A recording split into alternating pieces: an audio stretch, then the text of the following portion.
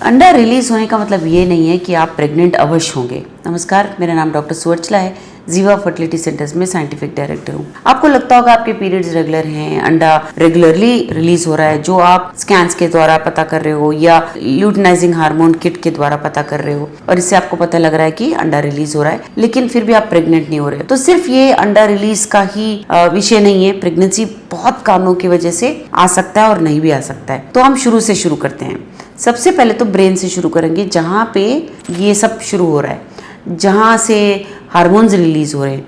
ये सारे हार्मोन्स अगर ठीक से ना रिलीज हो, हार्मोनल इम्बैलेंस हो, कोई प्रॉब्लम हो, तो इसके कारण जो हार्मोन्स हैं वो इम्बैलेंस्ड होने के कारण ये जो आपका प्रेगनेंसी नहीं आने का चांसेस है वो भी हो सकता है। अब हार्मोन्स रिलीज हो गए, ओवरीज पैक्ट कर रहे हैं, ओवरीज जहाँ पे अंडे हैं, लेकिन अंडे बढ़ नहीं रहे, तो प्रीमेच्योर ओवेरियन फेलियर या ओवेरियन इनसफिशिएंसी, यानी आपके एज के मुताबिक आपके ओवरीज में अंडे नहीं है, या आप एडवांस स्टेज के हो और आपके ओवरीज में अंडे नहीं है। तो ये सारे कारणों की वजह से ओवरीज में रेस्पॉन्स नहीं आता है। अब ओवरीज में रेस्पॉन्स आ गया, अंडा रिलीज भी हुआ, लेकिन ट्यूब्स ब्लॉक्ड है।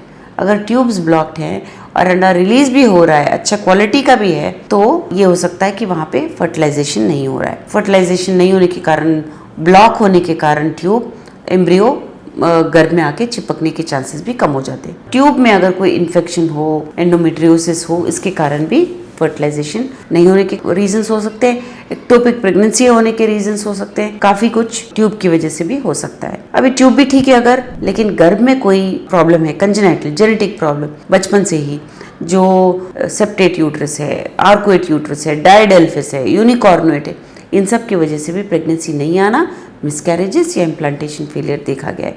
यही नहीं, अगर गर्भ बिल्कुल ठीक है लेकिन उनमें फाइब्रॉइड्स हैं, पॉलिप्स हैं, एंडोमेट्रियोसिस है, कोई इन्फेक्शन है, तो भी प्रेगनेंसी नहीं आने के चांसेस या मिसकैरेजेस होने के चांसेस हो सकते हैं। अब आप में सब कुछ ठीक है, ये सब आपने ठीक कराया, फिर भी प्रेगनेंसी नहीं आ रहा है, अवश्य अपने साथ हस्बैंड को भी टेस्ट कराइए साथ में। ऐसा नहीं है आपका सब कुछ होने के बाद, दवाइयाँ लेने के बाद तब आप कराएंगे, ऐसा नहीं है। आपके साथ ही आपके हस्बैंड का भी टेस्ट कराइए। सीमेन एनालिसिस किया जाता है, बहुत इजी प्रोसीजर है। उसमें शायद वॉल्यूम कम है, विस्कस है सैंपल, काउंट, मोटिलिटी, मॉर्फोलॉजी ठीक नहीं है, इसकी वजह से भी प्रेगनेंसी नहीं आने के चांसेस होते हैं। डीएनए फ्रेगमेंटेशन भी अगर ज्यादा हो तो प्रेगनेंसी नहीं आने के चांसेस होते हैं। तो ये सारा खेल सिर्फ अंडा रिलीज होने का नहीं है। पीरियड्स रेगुलर हो तो प्रेगनेंसी आने के चांसेस बहुत बढ़ जाते हैं, ऐसा मत सोचिए।